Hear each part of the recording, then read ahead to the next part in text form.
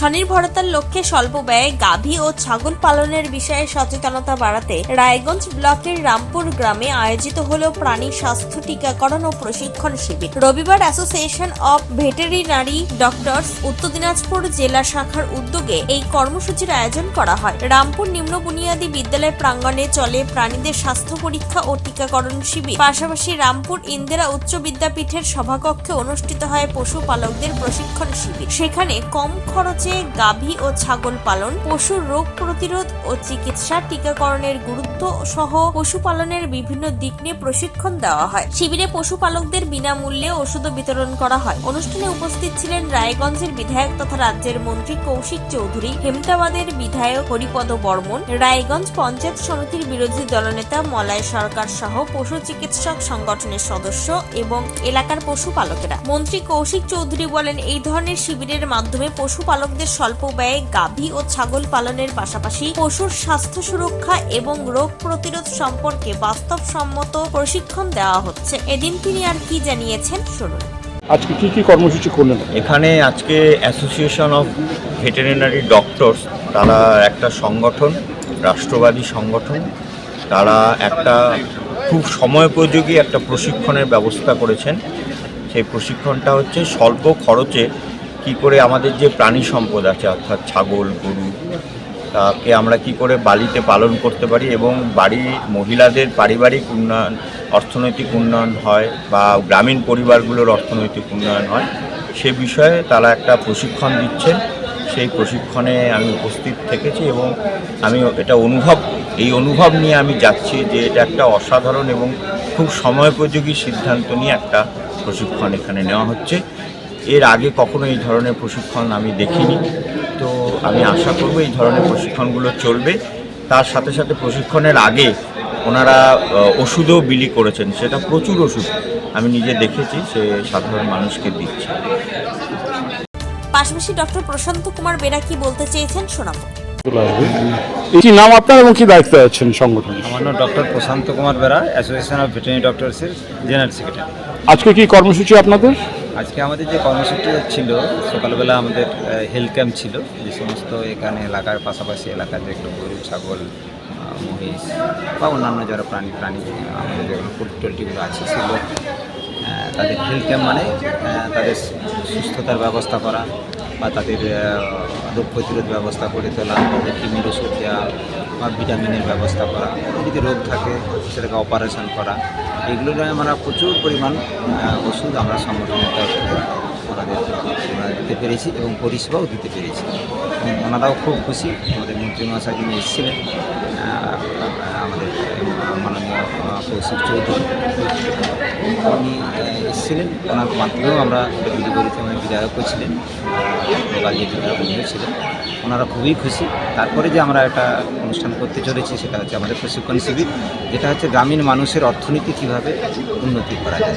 গ্রামীণ মানুষের অর্থনীতি উন্নতি করতে গেলে শুধু তো অন্য জিনিস দিয়ে শিল্প করেও যেমন হবে, অন্যান্য জায়গায় যেমন আছে, গ্রামীণ মানুষের প্রত্যেকের বাড়িতে গরু, ছাগল, মুরগি যেগুলো আছে, সেগুলোকে যদি আমরা আরও উন্নতভাবে চাষ করতে পারি, তাদের রোগ প্রতিরোধ ব্যবস্থা গড়ে তুলতে পারি, তাহলে তাদের আর্থিক উন্নতি হবে এবং তারা স্বনির্ভর হবে।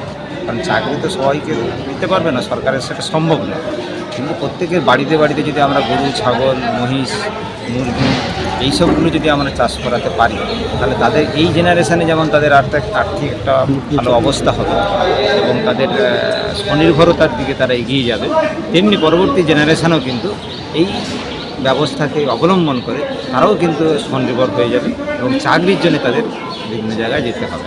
শিক্ষা তারা নেবে, বিভিন্ন জায়গায় পড়াশুনো করবে, কিন্তু তারপরেও আমরা দেখি যে আইআইটি ইঞ্জিনিয়ার বা বিভিন্ন MBA পড়া বা বড় যারা আছে, তারা আইটি সেক্টরে যারা বিদেশেও আছে, তারা ওইসব ছেড়ে দিয়ে এখন ফার্মিং এতে চলে আসছে।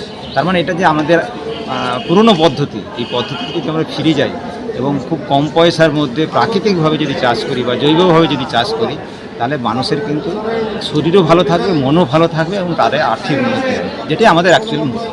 সেই জন্যই আমরা এই প্রশিক্ষণ শিবিরটা শুরু করেছি। এবং এই প্রশিক্ষণ শিবির কাদেরকে নিয়ে আজকে প্রশিক্ষণ শিবিরটা? আজকে গ্রামের যে সমস্ত প্রাণীপালক আছে তাদেরকে নিয়েও, আর যারা বেকার আছে বা পড়াশুনো করেছে, কাজের খোঁজে আছে, তাদেরকে নিয়েও আমরা প্রশিক্ষণ শিবির করছি, তাতে করে এই প্রাণী সম্পদে কী কী স্কিম আছে, কীভাবে এগুলো থেকে উন্নতি করা যায়, তাদেরকে আইডিয়া দেওয়া। তাদেরকে আমরা শুধু প্রশিক্ষণ শিবির করব না, এই প্রশিক্ষণ শিবির থেকে যতজন এসছে তার অন্তত 50% মানুষ যাতে স্বনির্ভর হয়, তার জন্য আমরা কন্টিনিউয়াস তাদের পেছনে লেগে থাকবো, যাতে করে তাদেরকে সাপোর্ট দেবো বিভিন্নভাবে, টেকনিক্যাল সাপোর্ট, তাহলে আমরা তখন যদি ফিনান্সিয়াল সাপোর্ট দিতে পারি, সরকারি যে সমস্ত সাপোর্ট আছে সেগুলো যদি দিয়ে তাদেরকে স্বনির্ভর করব। আমরা যদি স্বনির্ভর করাটাই আমাদের মেন লক্ষ্য, এবং আত্মনির্ভর যে ভারত 2047 সালের মধ্যে যে আমরা প্রধানমন্ত্রীর যে স্বপ্ন যে আমরা মানে আমাদের দেশকে বিকশিত ভারতে পরিণত করব, সেই লক্ষ্যে আমরাও কিন্তু সমানভাবে এগিয়ে চলেছি। এর ফলে গ্রামের মানুষ পশুপালনকে আরো লাভজনক ও স্বনির্ভর জীবিকার মাধ্যম হিসেবে গড়ে তুলতে পারবেন। উত্তর দিনাজপুরের রায়গঞ্জ থেকে নিজস্ব প্রতিনিধির রিপোর্ট, টাইমস 14 বাংলা। সারা ইন্ডিয়া এখন রিলায়েন্সের ডিস্কো উদযাপন করছে। DISCO অর্থাৎ ডিজিটাল ইন্ডিয়া সেলের ক্রেজি অফারে খুশিতে ডিস্কো করছে। কেউ কেউ ডিসকাউন্টেড ডান্স করছে, আবার কেউ সরাসরি 50% অফে। তাই আপনিও আপনার নিকটতম রিলায়েন্স ডিজিটাল স্টোরে আসুন আর ডিস্কোর মাধ্যমে আপনার পছন্দের ইলেকট্রনিক্স নিয়ে যান। স্বেচ্ছাসেবী সংস্থা খুলতে চান? তাহলে রেজিস্ট্রেশন প্রক্রিয়া শুরু করুন। যে কোনো এনজিও খুলতে চাইলে এনজিও কনসালটেন্সি আপনাকে স্বেচ্ছাসেবী সংস্থার নিবন্ধন করাতে সম্পূর্ণ ডকুমেন্টেশন তৈরিতে পূর্ণাঙ্গভাবে সহায়তা করবে। Section 8 company registration, trust registration, society registration, pan, tan এবং 12A 80G সহায়তা, এনজিও দর্পণ এবং CSR সম্মতি।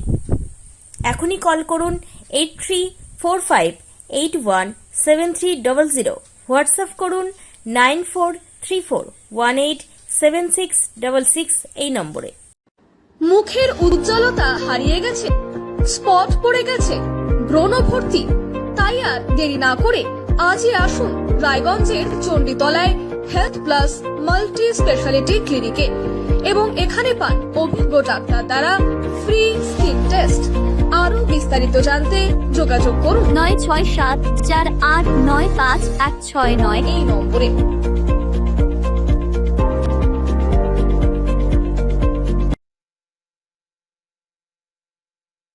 আজ তোমার বিয়ে, সাজলো নতুন সাজে।